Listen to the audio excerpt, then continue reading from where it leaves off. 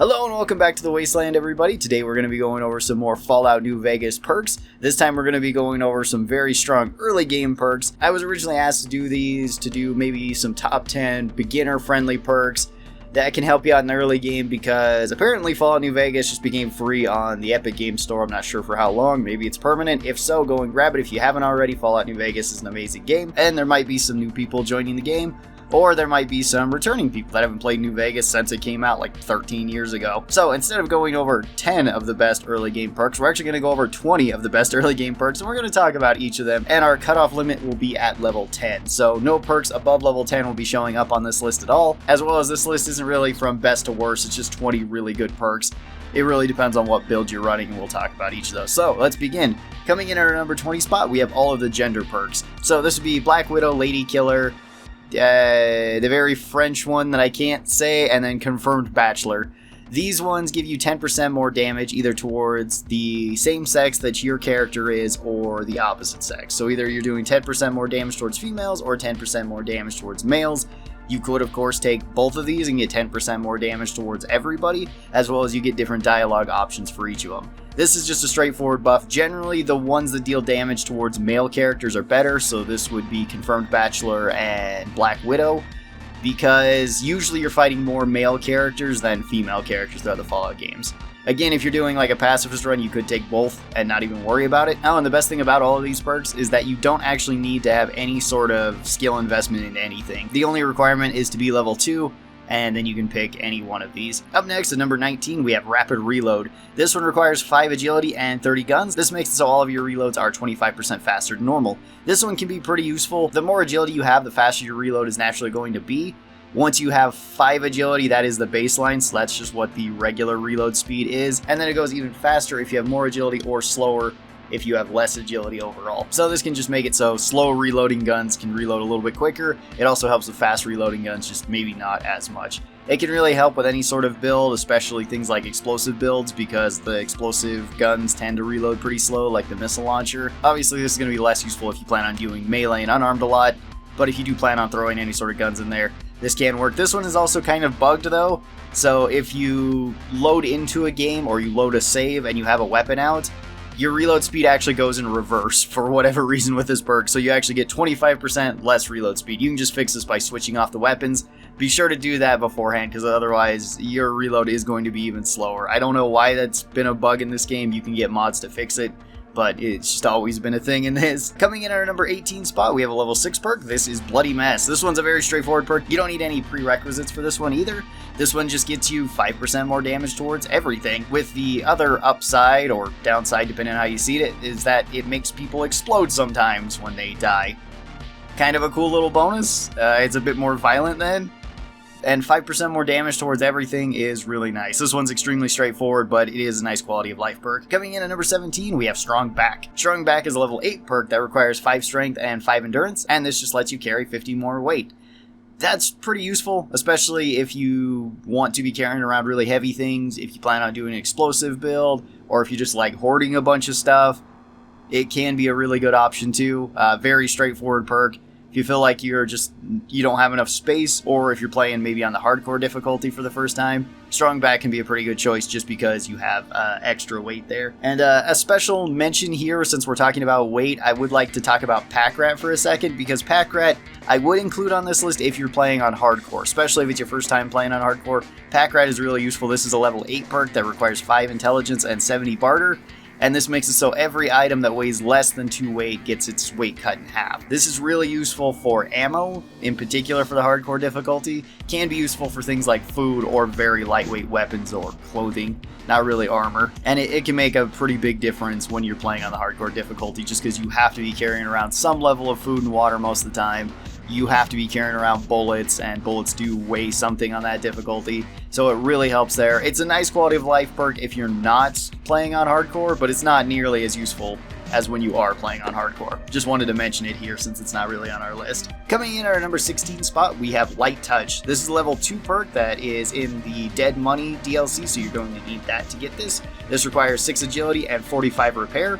and this makes it so when you're wearing light armor, you have 5% more crit chance, and your enemies suffer 25% crit chance penalty. So you're less likely to get crit, and you do more crits, which is really, really good. You're only restricted to light armor then. I think this also counts for clothes, I could be wrong about that.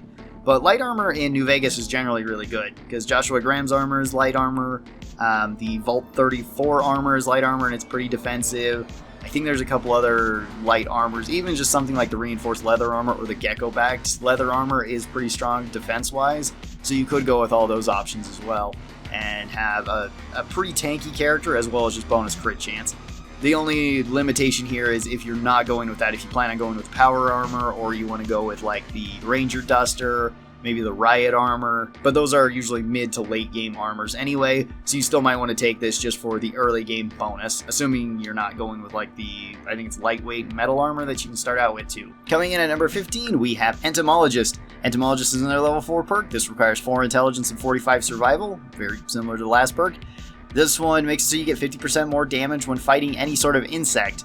This can be pretty useful, especially at the start of the game. It can even be kind of useful towards the later parts of the game, maybe not the late game, but certain bugs are fairly tough in this game. Rad scorpions in particular can be pretty strong, cazadors can be pretty strong, mantises could give you some issue when you come across them too. They're not super common in the early game, at least the bigger mantises. Aside from that, the other bugs aren't as big a deal. Sure, fire ants and regular ants can be a little bit annoying, but other than that, you have things like bloatflies and radroaches, which are probably never going to give you much trouble besides the legendary bloatfly. That one absolutely will. This one's just a nice perk, especially if you plan on going north of Good Springs early on, to where there's the cazadors up there. You can run up there and get quite a bit of money in terms of items, because if you kill the cazadors at the camp, you can pick up some fire axes, you can pick up some chems there. Those are worth a lot of money. You can also go up and get Chance's knife, although you could sneak around too and get Chance's knife. And of course, you could go up through the camp and then around the back to try to kill the raiders there. That they have the unique spiked knuckles, love and hate, which are really strong for an unarmed build. And they also have a trail carbine, which is really good for an early game gun build, so long as you can get some 44 rounds. Coming in at our number 14 spot, we have Mad Bomber. This one is a level 6 perk. This one requires 45 repair and 45 explosives. This also requires you to have the Gunrunner's Arsenal DLC. This is the only perk that comes with that DLC, but it is a very good one. This one makes it so that you can craft your own explosives. This is really important for an explosive build early on, because you don't get a whole lot of explosives early on. Usually you're stuck with dynamite, maybe you're stuck with the grenade rifle, maybe you can get some 40mm grenades to go with it, but for the most part you don't have a whole lot of explosives, and you won't be getting a whole lot of explosives until about the mid-game. So this lets you have more explosives. You can make things like tin grenades, you can make the microfusion grenades, you can make microfusion clusters, you can make nuka grenades, and you can make some things like the bottle cap mines that are more efficient. All of those are really nice because those are probably going to be your bread and butter throughout the early game, and they can even be your bread and butter throughout the later game because they're generally very easy to make. And then speaking of explosives, at our number 13 spot, we have Demolitions Expert. Demolitions Expert requires you to be level 6 and to have 50 explosives, and this one is very simple. You get 20% more damage with your explosives, and you can take this 3 times. These all stacks, you can have 60% more damage with your explosives. That is a huge amount of damage for explosives, which already usually do a huge amount of damage. If you're going with an explosives build, absolutely take this one because you can just kill things much easier this way. And this applies to everything, whether it be thrown grenades, whether it be sticks of dynamite, mines, things like the grenade rifle or the missile launcher.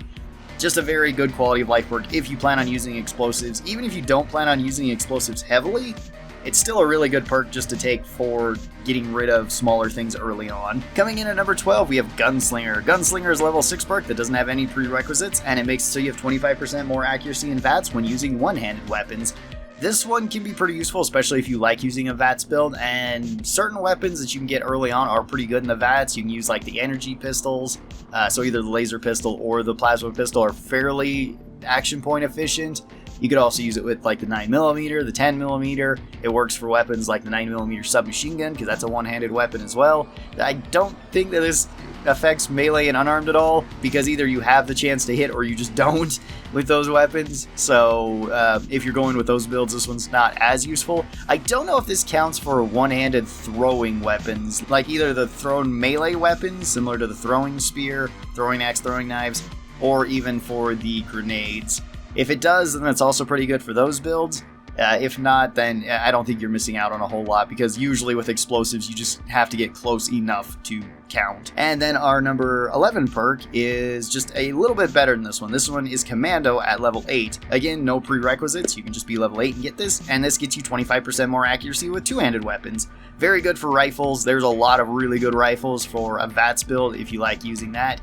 You can go with All-American, you can go with the LAER, you can go with the unique laser rifle that I can't remember the name of, or the plasma rifle. Both are really good for that. So if you plan on using VATS a lot and you like using any of those weapons, really good choice. Again, these could also count for explosive weapons, because I'm pretty sure this counts for like the grenade rifle, grenade launcher.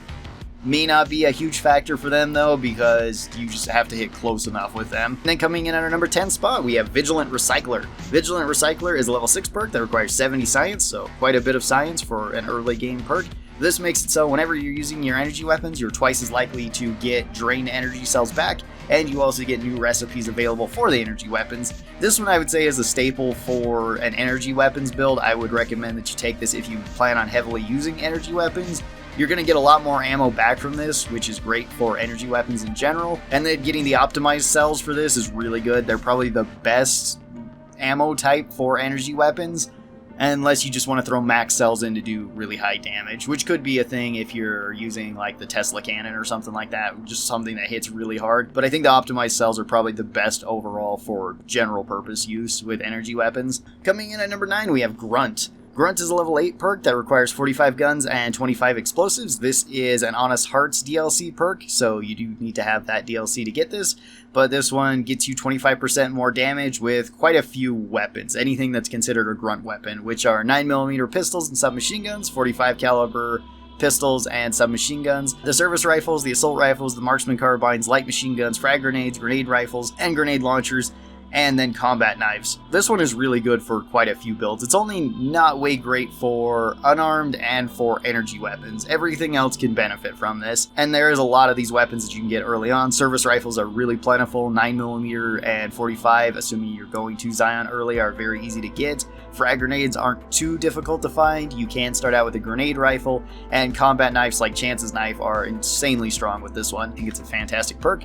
And speaking of fantastic perks, we have another one that's very similar to Grunt. This is Cowboy. Cowboy is just in the base game. This is also a level 8 perk. This requires 45 guns and 45 melee, and this makes it so you get 25% more damage with dynamite, hatchets, knives, revolvers, and lever action guns.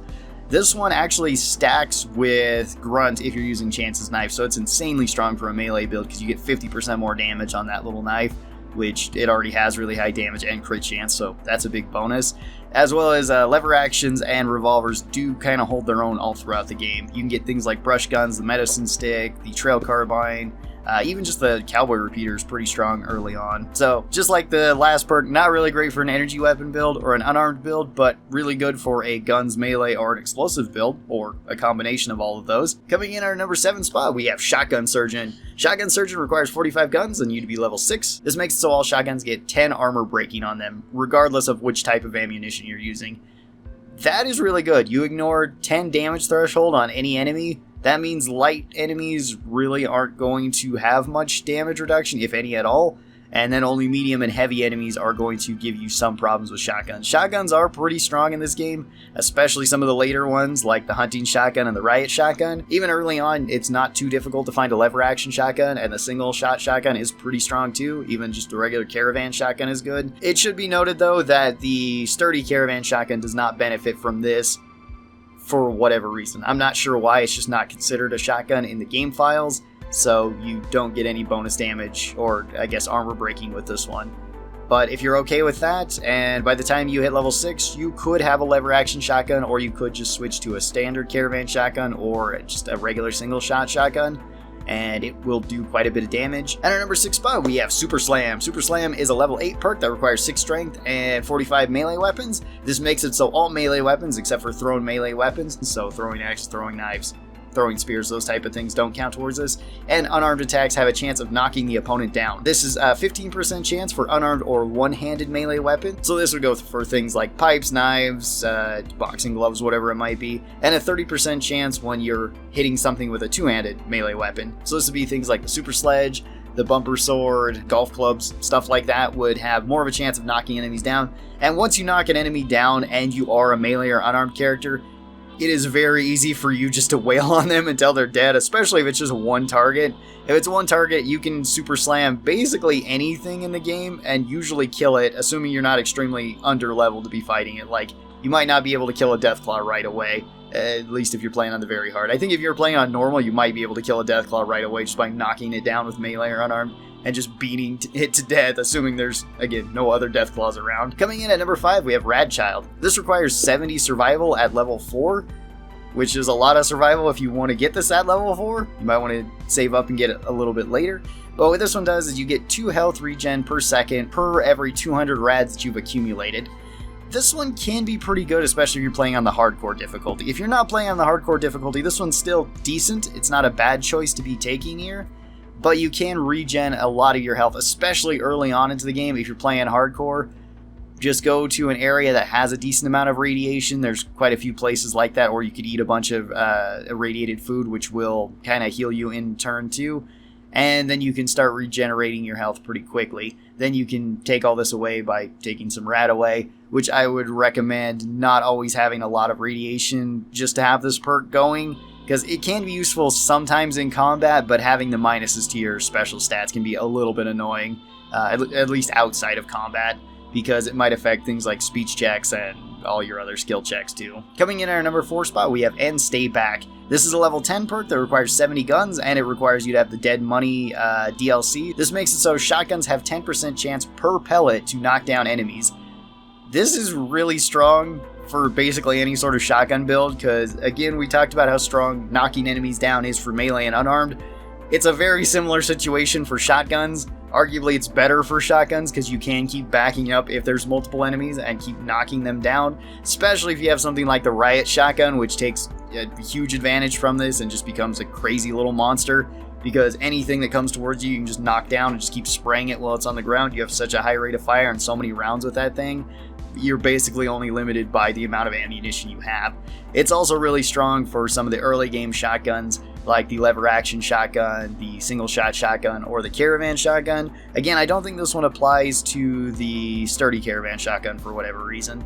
It can also be really useful for a sawed-off shotgun. You can find some of those early on. And then again, later on, it's really strong for weapons like the riot shotgun and the hunting shotgun. Coming in at number 3, we have Handloader.